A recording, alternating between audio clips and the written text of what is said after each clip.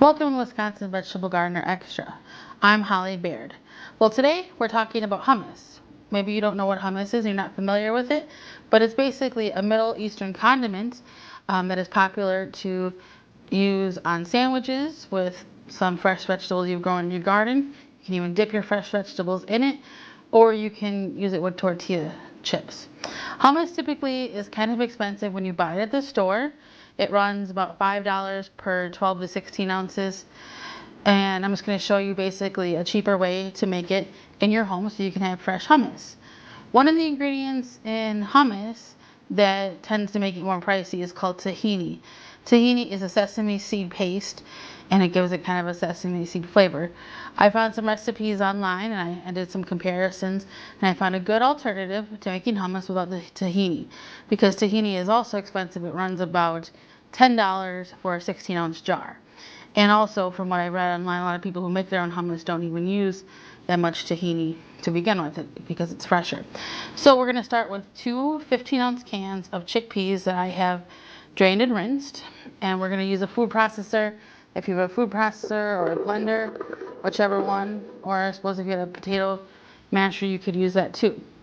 So we put that in there. And then for some garlic flavor and just some extra flavoring, I'm going to add 2 smashed cloves of garlic to that. And then we're going to go ahead and get it kind of blended and then add some more ingredients. But one ingredient I want to add real quick is about a 1/4 teaspoon of salt, just to get that well combined. So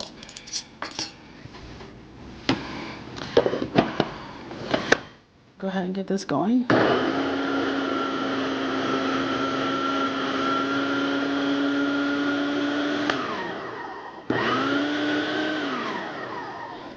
As you can see, it's a little dry.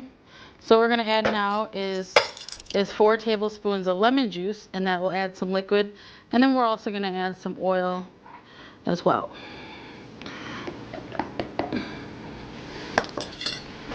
And we're going to give it a few more pulses here.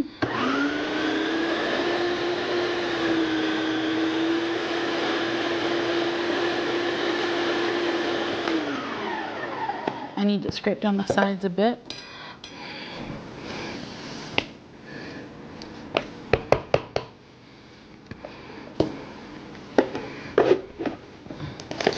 Okay, so we're going to add some oil. I start with about a 1/4 cup, and then if I feel it needs more, I'll add more. And you can easily double or halve this recipe as well. So since I have a measuring device on here, I'm going to use that. I'm just going to go ahead and stream it in while I blend it here.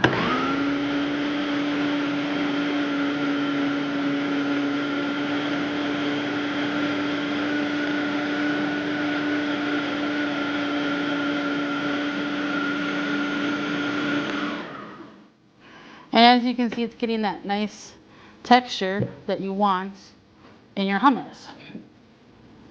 So I'm going to add some spices just to give it some nice flavor. One thing that gives it some really great flavor is cumin, ground cumin. So I'm going to add about 4 teaspoons of that. Then I'm going to add a couple of sesame seeds if you have those on hand, just to help give it some of that sesame flavor. I'll add about 2 teaspoons of that. And then if you want like a more of a smokier hummus, you can add paprika. And you can go a lot of different directions. Like, for example, if you don't like a strong garlic flavor, you don't have to add the garlic. Or you can add more garlic if you want it more garlicky.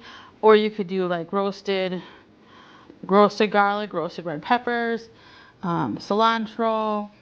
You can make it a spicier hummus with crushed red peppers. So there's a lot of different ways you can go. You can make it basic and then add to it as you feel fit. So now I've let this combine for a couple minutes, and I like to check my consistency. So the way I check that is just with a spoon, and I like to feel that, see how I want it. If I'm going to use it for something like chips, I usually want it a little bit more runny. If I'm using it for something like a spread, then if it's a little bit thicker, that's fine. I'm going to thin it out just a little bit by adding just a little bit more oil. And I think I'm going to go with another 1/4 cup. Usually that's what's recommended for one 15-ounce can, is about a 1/4 cup. So I'm going to start with that and see what happens here.